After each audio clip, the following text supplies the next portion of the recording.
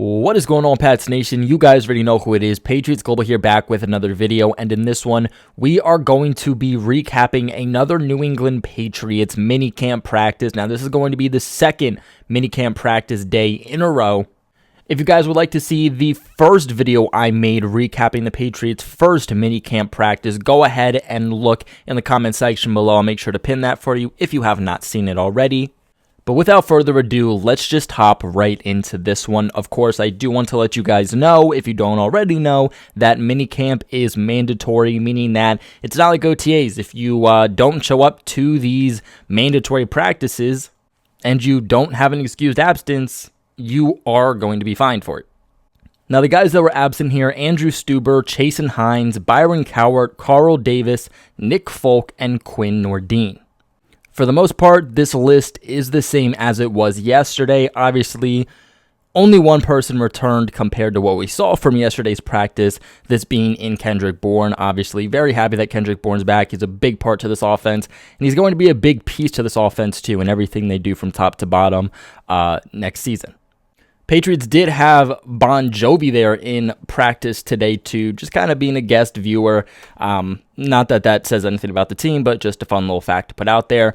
Do want to also have another disclaimer. This is a step above OTAs, but we're not at training camp yet. Don't expect hardcore competition. Don't expect pads. Don't expect contact. So again, with that being said, no pads today, no contact today. Now, the offense looked like it won the day yesterday, and from what it sounds like, the offense won the day again today against the defense. Matt Patricia again was calling plays in 11-on-11s, while Joe Judge was calling plays for 7-on-7s. Moving on to each position here, as for the quarterbacks, for 11-on-11s, Mac Jones was 6 for 9 with an interception. Brian Hoyer was a perfect 3 for 3, while Bailey Zappy was 6 for 7 with an interception. Moving on to 7-on-7s, Mac Jones was 13 for 15 with one drop, so realistically, he was 14 for 15. Brian Hoyer was 5 for 6, while Bailey Zappy was 4 for 6.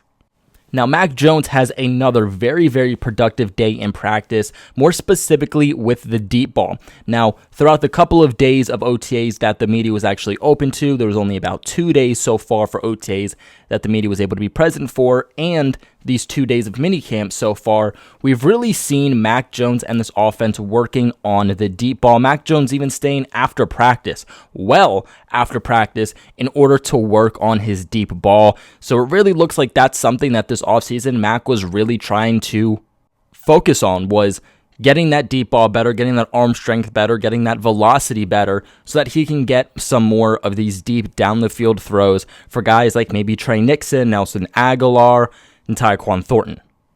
Now, with that being said, he did have multiple deep connections today with guys like Nelson Aguilar, Tre Nixon, and even Jonnu Smith. Probably his best practice throwing the deep ball from what was reported, and he did have one overthrow / tipped ball to Kendrick Bourne that did result in an interception. But overall, another very, very encouraging day for Mac Jones, another step in the right direction for him as he takes this year 2 leap, and he's showing nothing but accuracy. Now, as for rookie quarterback Bailey Zappy, he did not have a very good day today. He had one really bad underthrow on a deep pass that was intended for Christian Wilkerson, and then Mac Jones had that left knee brace on today, something that we saw for probably the first good half of the season in 2021, probably 3/4 of the season in 2021 before he finally decided to take that off during the season. It didn't appear to bother him in any way, shape, or form, just something to note as that was not on yesterday. Now, we got no news on the running backs, but moving on to wide receivers, Kendrick Bourne and Malcolm Perry each had a drop. Nelson Aguilar ran a really nice deep route where he burned rookie cornerback Jack Jones on the play for about a 30-yard completion. Rookie wide receiver Tyquan Thornton made a nice 30-yard grab with Brian and McCourty in coverage on a pass thrown by Brian Hoyer. He seemed to overall have a pretty good day and a much more productive day than yesterday. As for Mr. N'Keal Harry, things are not getting better for him, but unfortunately, he's in a standpoint where things really cannot get any worse for him, If you watched yesterday's recap for the first day of minicamp, you would know that N'Keal Harry was running with the third team offense. He was running with Bailey Zappy and those guys. He wasn't even running with Tre Nixon and Bryant Hoyer with the second team, let alone Mac Jones and the first team offense. Same thing happening here today. N'Keal Harry only seeing third team reps.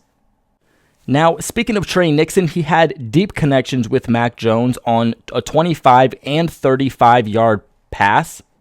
On those plays, he was able to beat Shaun Wade and Kyle Duggar, and then he had a 60-yard catch where he was able to beat Jonathan Jones. So with that being said, he's beating not just backup guys, not just scout team guys, not second or third string guys, but he's beating guys like Kyle Duggar. He's beating guys like Jonathan Jones, Devin McCourty. Tre Nixon is going to be a guy to watch all offseason, especially as we enter training camp and the preseason. Not to mention that 60-yard completion he had was a one-handed grab and was the play of the day. He and Mac Jones showing really great connections so far throughout this offseason. Moving on to tight ends here, Jonnu Smith made a leaping grab over Kyle Duggar for a 25-yard gain. Offensive teammates, Mac Jones, Damien Harris, these guys absolutely were pumped about it. Jonnu Smith so far showing out this offseason. Moving on to the offensive line here, first team offensive line is the same as it was yesterday, with Trent Brown being your left tackle, Cole Strange being your left guard, Andrews being your center, Onwenu being your right guard, and Isaiah Wynn being your right tackle. Now, of course, with these backup guys, it's really the same as it was yesterday for this first practice. Yanni Kajus playing pretty much the entirety of the practice at left tackle, with James Ferentz really taking snaps at center, with David Andrews being limited, and then Justin Herron getting snaps at right tackle.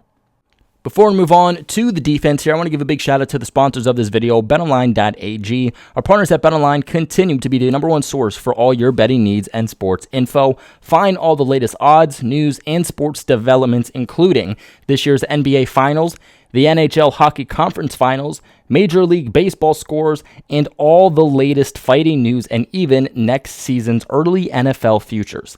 BetOnline is your continued source for all your sports wagering information, from live betting to playoffs, esports, and more. All you guys have to do is head to the website or even use your mobile device to sign up today and receive your 50% off welcome bonus on your first deposit, just using that promo code CLNS50 to get bonus and getting into the action.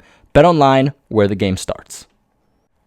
Now moving on to the defense, nothing here for the defensive line. Moving on to linebackers, Mack Wilson, who the Patriots got via trade with the Cleveland Browns, which shipped off Chase Winovich. He had a long one-on-one conversation with Steve Belichick, the Patriots' de facto defensive coordinator per se, and then also the Patriots safety coach after one of their drills. This could make a lot of sense, as somebody like Mack Wilson is more of a coverage linebacker. Moving on to cornerbacks here. Interceptions, Malcolm Butler and Jack Jones had one. This is the second straight practice where Jack Jones has had an interception. Pass breakups, Jack Jones also had one. Jack Jones once again saw a lot of good amount of run with the starting defense today and was able to force a fumble on Nelson Aguilar. As for safeties, nothing was said, but moving on to special teams here, the kick returners for today were rookie Pierre Strachan and